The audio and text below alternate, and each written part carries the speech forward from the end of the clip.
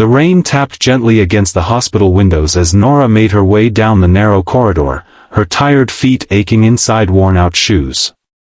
It had been another 12-hour shift in the children's ward, the kind of day that left her physically drained but emotionally wide awake. The dim light of the ward seemed to soften the beeping of monitors and the faint hum of the heater. In one corner, a new face caught her attention, a little girl lying quietly, her small frame dwarfed by the crisp white sheets. She had pale cheeks, deep brown eyes that seemed too old for her age, and hands clenched tightly around the edge of the blanket. Nora checked the chart at the foot of the bed. Lily. Age, 7. There was a note that her father had been notified of her admission but hadn't arrived yet. Nora approached slowly, her warm smile breaking the coldness of the sterile room. "Hi, sweetheart," she whispered. Lily's eyes flickered toward her, curious but guarded. The girl answered Nora's gentle questions with short nods, her voice barely above a whisper. Nora noticed her gaze linger on the colorful sticker on Nora's name badge, as if trying to find something familiar in a strange place. She learned Lily had been unwell for weeks, and her father's work kept him away most of the time. As Nora adjusted the blanket and smoothed the girl's hair, she felt an ache in her chest, not from exhaustion, but from a quiet resolve forming inside her. Over the next few days, Nora found herself drifting toward Lily's bed whenever she had a spare moment. She would pull up a small chair, sit close enough for Lily to hear her over the soft hum of the machines, and tell gentle bedtime stories. Sometimes they were fairy tales she remembered from her own childhood, other times, they were made up on the spot, little adventures about brave girls, talking animals, and magical forests. Lily listened intently, her eyes brightening just a little more each time. Slowly, the guarded walls around the girl began to lower. One afternoon, as the rain painted streaks on the window, Lily spoke more than she ever had before. She told Nora about her love for picture books, her wish to have a friend who would stay with her even when the lights went out, and, almost shyly, how she had never owned a doll. Nora's heart tightened at the confession. That night, at home in her tiny apartment, Nora sat on the edge of her bed and opened the old wooden box she kept under it. Inside lay her only doll, the one her late mother had given her when she was Lily's age.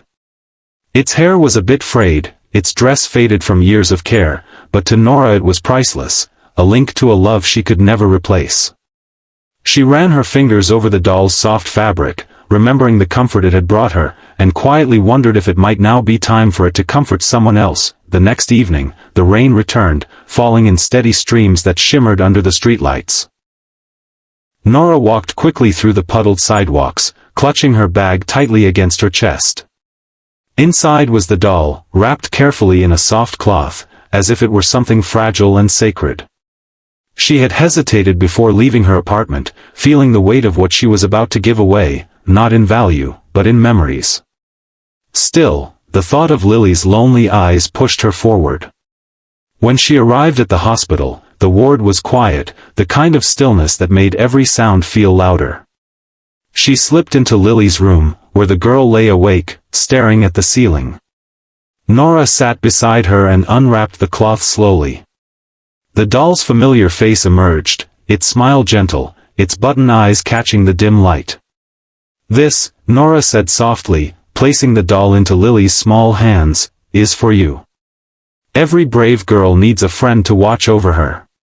For a moment, Lily simply stared, her fingers tracing the doll's faded dress. Then, a smile spread across her face.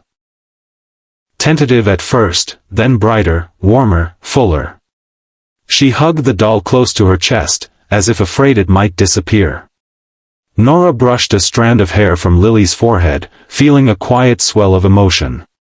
She stood to leave, not noticing the shadow in the doorway, the tall figure who had been silently watching, his expression unreadable.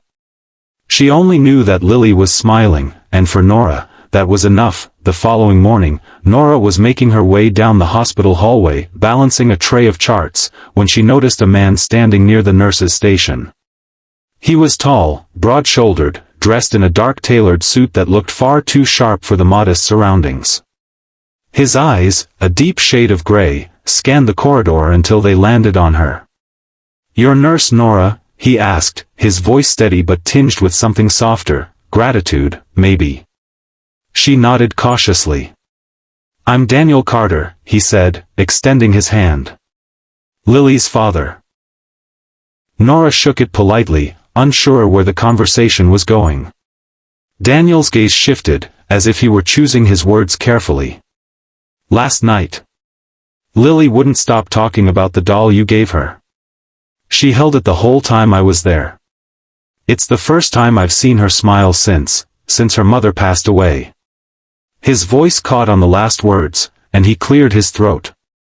Nora's heart sank as the pieces fit together. The absence, the sadness in Lily's eyes, it all made sense now. "I'm glad she liked it," Nora said simply, though her voice carried a quiet sincerity. "You didn't have to give her something so personal," Daniel continued. "But you did. And you didn't know who she was." Nora shook her head gently. "She's just a little girl who needed a friend." Daniel studied her for a moment, as if seeing more than just a nurse in scrubs. Then, with a faint smile, he said, "I think you've given her more than you realize." 2 weeks later, Nora was called unexpectedly to the hospital director's office. Her first thought was that she had made some kind of mistake, but when she stepped inside, she froze. Daniel Carter was there, standing beside the director's desk, his suit as immaculate as before, but this time his expression was warm, almost beaming. "I wanted to thank you properly," he began, his voice carrying a confidence that filled the room. "You gave my daughter something no amount of money could buy: hope, laughter, comfort." He reached into a folder on the desk and handed her an envelope. Inside was a letter confirming her student loans had been fully paid off, along with a notice of a significant salary increase. Nora's eyes widened, her breath catching. "Mr. Carter, Please," he interrupted gently, "call me Daniel. And there's more. I've made a donation to the children's ward, in your name. It's already funding new equipment and a playroom for the kids." Her hands trembled slightly as she tried to process it all. "I didn't do it expecting anything back," she said quietly. "I know," Daniel replied, his gaze steady. "That's why it matters so much." Later that afternoon, Nora returned to Lily's room. The little girl was sitting cross-legged on her bed, the doll tucked under her arm, giggling at something in a picture book. Seeing that smile again, Nora felt her chest swell with quiet joy. Sometimes, she thought, the smallest act of love can ripple far beyond what we ever imagine.